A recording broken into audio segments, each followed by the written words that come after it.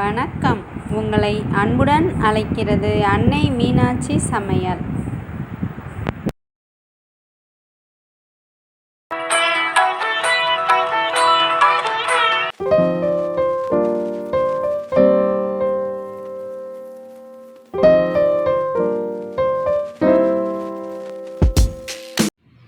இன்னைக்கு அன்னை மீனாட்சி சமையலில் சேனக்கிழங்கு வச்சு கோலா உருண்டை எப்படி பண்ணுறதுன்னு பார்ப்போம். அதுக்கு சேனக்கிழங்கு 1/4 கிலோ எடுத்து மண் போக கழுவி இதே மாதிரி க்யூப்ஸாக நறுக்கி வச்சுருக்கேன். அடுத்து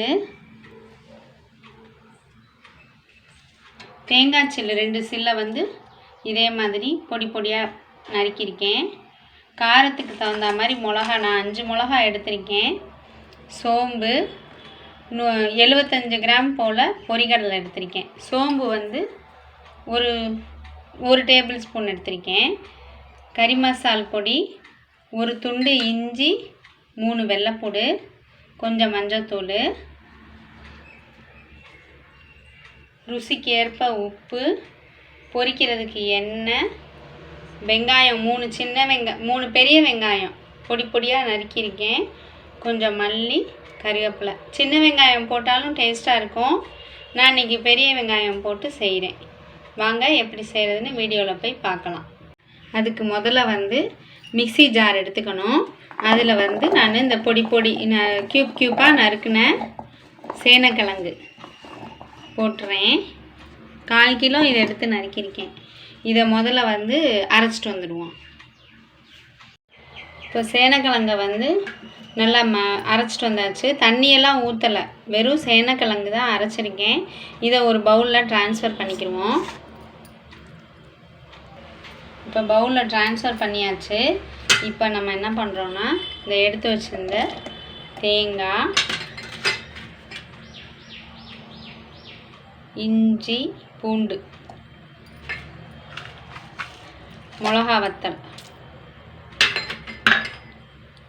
பெருஞ்சீரகம், இதை முதல்ல அரைச்சிட்டு பொரிகடலையை போட்டு அப்புறம் அரைப்போம்.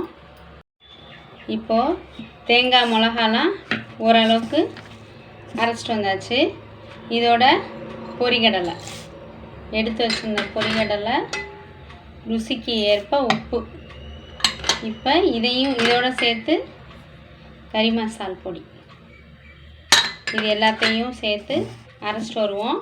இதுலேயுமே நான் தண்ணி ஊற்றி அரைக்கலை, ஏன்னா காயில் இருக்க தண்ணி சத்துலேயே நல்லா அரைச்சிடலாம், அதனால தான்.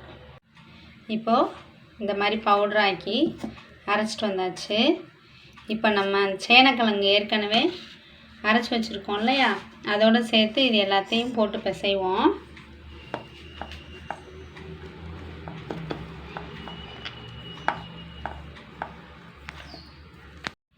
இப்போ இது ரெண்டையும் சேர்த்து பிசைஞ்சுக்கிடுவோம்.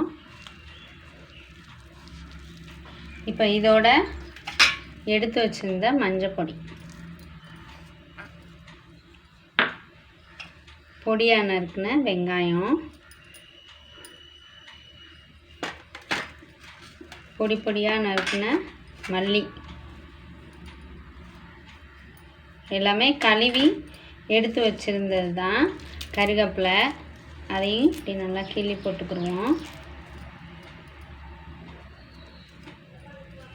இது எல்லாத்தையும் நல்லா பிசைஞ்சுக்கிடுவோம்.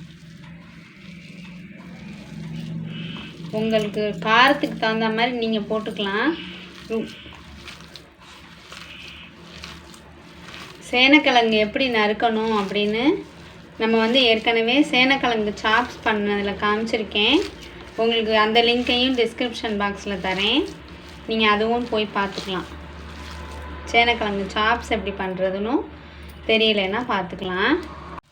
தண்ணியே ஊற்றலை, நம்ம தண்ணி ஊற்றாமையே நல்லா காயில் இருந்த தண்ணி சத்து வச்சே பிசைஞ்சு எடுத்தாச்சு. நல்லா ஒன்று சேர்த்து இப்படி பிசைஞ்சுக்கணும்.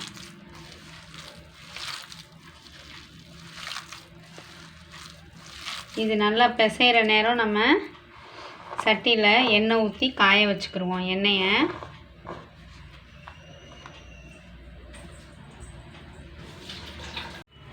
இப்போ சட்டியை காய வச்சு பொரிக்கிறதுக்கு தகுந்த மாதிரி எண்ணெய் ஊற்றிக்கிடுவோம். இந்த எண்ணெய் காயிற நேரத்துக்குள்ளே நம்ம அரைச்சி வச்சுருந்த அந்த மாவை உருண்டையாக உருட்டி வச்சுக்கிடுவோம். இப்போ எல்லா மாவையும் எல்லாமே ஒன்று சேர்த்து பிசைஞ்சாச்சு. இப்போ இந்த மாதிரி உருண்டை பிடிச்சிக்கிடுவோம். இதே மாதிரி எல்லா மாவையும் உருண்டையாக்கிட்டு காமிக்கிறேன். இப்போது இந்த 1/4 கிலோ சேனக்கிழங்குக்கு 20 உருண்டை வந்திருக்கு. நான் எல்லா மாவையும் உருண்டை பிடிச்சிட்டேன். இப்போ பொரித்து எடுப்போம்.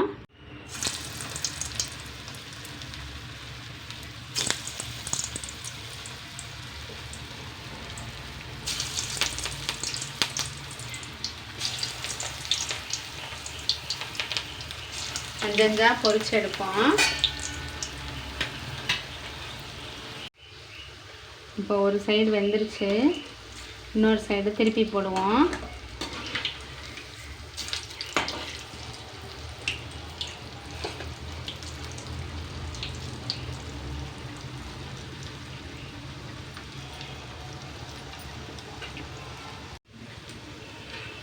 நல்லா பொரிஞ்சு வந்துருச்சு பாருங்கள்.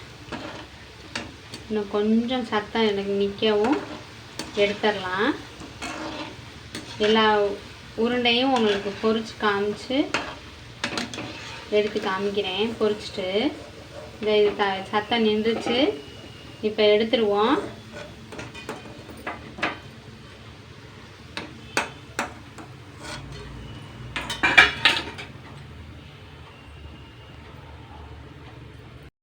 சேனக்கிழங்கு பிடிக்காத குழந்தைங்களுக்கு இதே மாதிரி கோலா உருண்டை மாதிரி செஞ்சு கொடுத்தா விரும்பி சாப்பிடுவாங்க. டேஸ்டான சுவையான சேனக்கிழங்கு கோலா உருண்டை தயாராகிடுச்சு. இதை உங்கள் வீட்டில் உங்கள் குழந்தைங்களுக்கும் செஞ்சு கொடுத்துட்டு எப்படி இருந்துச்சுன்னு கமெண்ட் பாக்ஸில் கமெண்ட் பண்ணுங்கள் ஃப்ரெண்ட்ஸ். இது போன்ற வித்தியாசமான சமையலுக்கு அன்னை மீனாட்சி சமையலுக்கு சப்ஸ்கிரைப் பண்ணிக்கோங்க. லைக் பண்ணுங்கள், ஷேர் பண்ணுங்கள், சப்ஸ்கிரைப் பண்ணுங்கள். நன்றி, வணக்கம்.